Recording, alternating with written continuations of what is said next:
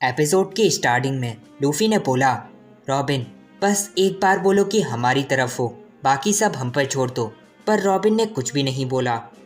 CP5 वाला कहता है, सुनो CP9, मैं ऑर्डर देता हूँ कि तुम इन सबको मार दो, पर वैसे अगर उनमें से कोई यहाँ तक आ गया तो। और इस सब के बाद उसने बोला, सुनो तुम सब CP9 के सामने कुछ भी नहीं, और अगर एक बार हम गेट ऑफ जस्टिस से आगे चले गए तो फिर तुम कुछ भी नहीं कर पाओगे, तुम उसे नहीं खोल सकते। और सबसे बड़ी बात, ये देखो, ये है बस्टर कॉल बुलाने का अकेला तरीका। जिसे देखकर रॉबिन काफ़ी ज़्यादा चौंक गई और बोली, क्या बस्टर कॉल? CP5 वाले ने बोला, हाँ अच्छा, तो तुम्हें याद है, क्यों है ना? बस्टर कॉल की असली ताकत, 20 साल पहले की वो बात, ओहारा, उसका तो सबूत भी नहीं बचा। तुम्हारे शहर को तबाह कर दिया गया था। और चॉपर ये सब सुनकर कहता है, क्या रॉबिन का शहर? रॉबिन ये सब सुनकर बोली, सुनो ये मत करना। जिसे सुनकर CP5 वाले ने बोला, क्या बोला?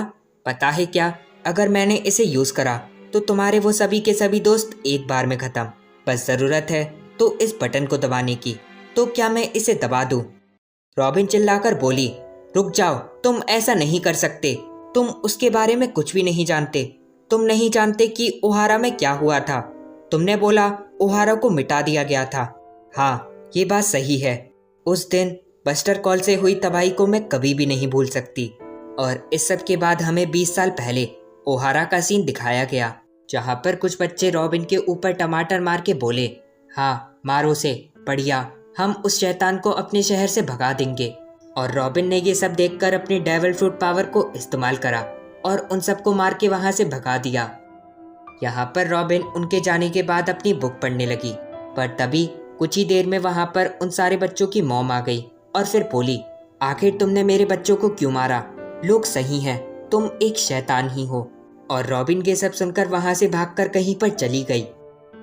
फिर यहाँ पर शाम का सीन दिखाया गया, जहाँ पर रॉबिन अपने घर की तरफ जा रही थी, पर तभी उसकी नज़र एक खुश परिवार पर गई। रॉबिन उन सबको देखती ही रह गई, शायद क्योंकि उसकी लाइफ में ऐसा कोई था ही नहीं। और फिर कुछ देर बाद वो अपने घर पर वापस आ गई और बोली, रोजी-सान, आप कहाँ पर हो? पर रोजी-सान, जो कि रॉबिन के मॉम की भाई की वाइफ है, वो आज घर पर नहीं थी। कुछ था तो एक लेटर, जिस पर लिखा था, रॉबिन, हमारी बेटी का बर्थडे है और हमने सोचा कि कहीं पर घूमने जाएं, इसलिए हम कुछ दिनों के लिए बाहर रहेंगे।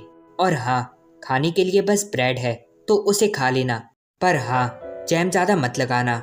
और जब खाना खा लो तब उसके बाद बर्तन धो देना, कपड़े भी साफ कर देना और पोछा भी लगा देना। और रॉबिन वही सब काम करते हुए उस बच्ची के बारे में सोचने लगी, जिसे उसने कुछ देर पहले देखा था। फिर यहाँ पर कुछ देर बाद का सीन दिखाया गया, जहाँ पर रॉबिन लाइब्रेरी की तरफ जा रही थी और वहाँ पर किसी ने बोला, लगता है कि वो आ गई, सब तैयार हो जाओ। और जैसे ही वो अंदर आई, उसने बोला, प्रोफेसर, ये रही आपकी बुक। और तभी लाइट एकदम से ऑन हो गई और उन सब ने बोला, रॉबिन, तुमने कर दिखाया, तुम तो कमाल की हो। ये देखो, हम तुम्हारे लिए केक भी लाए, तुम कमाल हो। कल तुमने जो स्कॉलर का एग्ज़ाम दिया था उसमें तुम पास हो गई। इतनी छोटी सी एज में तुम्हारे पास हमारे जितनी नॉलेज है, और इसलिए अब हम तुम्हें एक आर्कियोलॉजिस्ट ही मानेंगे।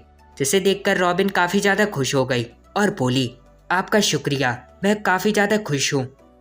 प्रोफेसर ने बोला, सुनो रॉबिन, ओहारा के फेमस होने का बस एक ही रीज़न है, और वो है वो पेड़, द ट्री ऑफ नॉलेज, 5000 सालों पुराना। ये है दुनिया की सबसे बड़ी लाइब्रेरी और साथ ही ओहारा का गर्व। ये पेड़ और इतिहास वो ओहारा की शान रहेगा, और अब से तुम भी हमारे ही साथ हो। जिसे सुनकर रॉबिन ने बोला, हाँ, मैं चाहती हूँ कि उस ब्लैंक सेंचुरी के रहस्य को सॉल्व करूँ। प्रोफेसर ये सुनकर काफ़ी ज़्यादा चौंक गया और बोला, क्या? नहीं, तुम वो नहीं कर सकती, वो एक क्राइम होगा अगर तुमने वो करा तो। जिसे सुनकर रॉबिन ने बोला, पर अगर हम पॉनीग्लाफ को ढूंढ पाएं तो हम पक्का पता कर पाएंगे कि ब्लैंक सेंचुरी में आखिर हुआ क्या था। प्रोफेसर ये सुनकर और ज़्यादा चौंक गया और फिर बोला, तुम्हें ये सब कैसे पता चला? ये मत बोलना कि तुम बेसमेंट में भी गई थी। सुनो, गवर्नमेंट के नियम के बाद पॉनीग्लाफ को पढ़ना मतलब गवर्नमेंट के हाथों मारे जाना, तो तुम बिना पूछे बेसमेंट में आखिर गई क्यों? जिसे सुनकर रॉबिन ने बोला, मैंने सोचा मैं आप सभी के साथ ब्लैंक सेंचुरी के बारे में बात कर पाऊंगी, तो मैंने इसलिए अच्छे से पढ़ाई करी ताकि कोई हो जो मुझे समझ पाए। प्रोफेसर ने बोला, रॉबिन, बात को समझो। 800 साल पहले ही उसे पढ़ने से मना कर दिया गया, पर अभी भी हम सब कोशिश करते रहेंगे। हम अभी भी उन्हें पढ़ते हैं ताकि ब्लैक सेंचुरी के राज के बारे में जान सकें। और हाँ, वैसे अगर तुम्हें इतना सब कुछ पता है तो सुनो, ओहारा के लोगों को छोड़कर इन पॉलीग्राफ को कोई भी नहीं पढ़ सकता, और इसलिए हमने कसम खाई कि हम इसके बारे में पता करके रहेंगे। पर तुम ये मत करो, क्योंकि अगर किसी दिन गवर्नमेंट ने हमें पकड़ लिया तो वो तुम्हें भी पकड़ लेगी। और ये सब सुनकर रॉबिन वहाँ से कहीं पर चली गई। प्रोफेसर उसे जाता हुआ देखकर बोला, ओलिविया, वो बिल्कुल तुम्हारी तरह ही है। फिर यहाँ पर अगले दिन का सीन दिखाया गया, जहाँ पर रॉबिन की नज़र घूमते हुए एक बड़े से जांट पर आ गई और उसे देखकर उसने उसे डराने की कोशिश करी, पर रॉबिन नहीं डरी और बोली, तुम आखिर हो कौन? फिर यहाँ पर वापस से कुछ देर बाद का सीन दिखाया गया, जहाँ पर उस जांट ने पानी पीने के बाद बोला, कल की ही बात थी, अच्छा रहा कि मैं उन सब से बच गया। ओह हाँ, वैसे क्या यहाँ पर कोई शहर है? रॉबिन ने बोला, हाँ। जिसे सुनकर जांट कहता है, वैसे अब तुम जा सकती हो, क्योंकि अब मैं नाव बनाकर यहाँ से निकल जाऊँगा। और हाँ, वैसे मैं इल्बाफ से हूँ, तो प्लीज़ घर जाकर किसी को भी मेरे बारे में मत बताना कि तुमने एक बड़े से जांट को देखा।